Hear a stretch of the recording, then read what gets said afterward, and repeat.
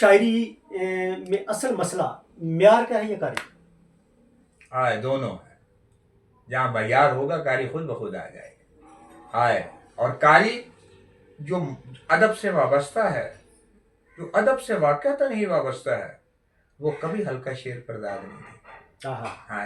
وہ شعر ہوگا وہ اسی پر داد دے گا، ہلکے شعر پر داد نہیں دے گا. لہذا ضرورت ہے. اب کسی کو مشاعرے کے لیے بلانا پڑتا ہے، اب شاعروں کے خرچے کون اٹھائے؟ اس کے علاوہ خرچے لگتے ہیں. اب کوئی مسجد میں پیسے دینے کے لیے تیار نہیں ہے لوگ.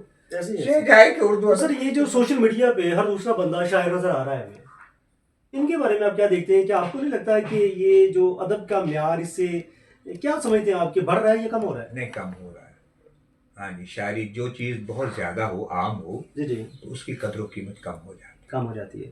اب آلو کی فصل بھی لے لی، اب آلو کی فصل کا کوئی ریٹ رہ گیا.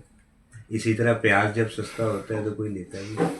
مطلب شاعروں کا یہ آلو پیاز والا ہو گیا، یہ ایسی سلسلہ ہی ہو گیا ہے. اب جو اردو ادب تھا، اصل اردو ادب، کلاسیکل ادب، جو بیدم پانی پتی سے لے کر میر تقی میر سے لے کر فیض احمد فیض تک اور محسن نقوی صاحب تک آیا ہے، اقبال تک آیا ہے، اس ادب کی ساکھ آج بھی لوگوں کے ذہن میں موجود ہے.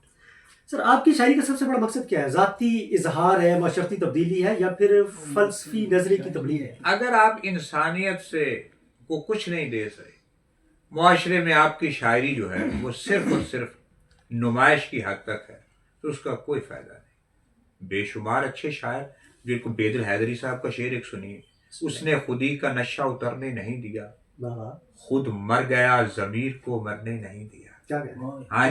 تو یہ دیکھ رہے اس میں ایک پیغام ہے. شاہ جلندری رحمۃ اللہ علیہ کا شعر سنیے، کر دے تو ستم گر وہ بھی ستم، کچھ اور ستم گر باقی ہیں، یک بار چلا دے سینے پر تیرے پاس جو خنجر باقی ہے.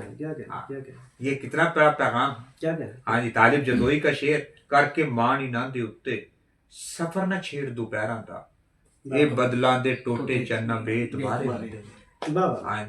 سر پاکستان کے ماشاءاللہ بہت بڑے بڑے نامور شعراء کرام میں آپ نے مشاعرے پڑھے، سب سے زیادہ کس شاعر کی صدارت میں آپ نے مشاعرے پڑھے؟ لیکن میں نے امجد صاحب کی صدارت میں مشاعرے پڑھے، امجد صاحب، منیر نیازی صاحب کی صدارت میں مشاعرے پڑھا. یہ سعادت بھی مجھے نصیب ہوئی. اسی طرح ڈاکٹر بیدر الحیدری صاحب کی صدارت میں، مرتضیٰ برلاس صاحب کی صدارت میں نے، اجمل نیازی صاحب کی صدارت میں نے مشاعرے پڑھے. مولانا غلام فرید شوکت اور طالب جدوئی صاحب کی، حاجی بشیر صاحب کی صدارت میں مشاعرے میں نے، محمود غزنی صاحب کی مشاعرت، بہت بڑے شاعر، کاشف صاحب کی صدارت میں مشاعرے پڑھے.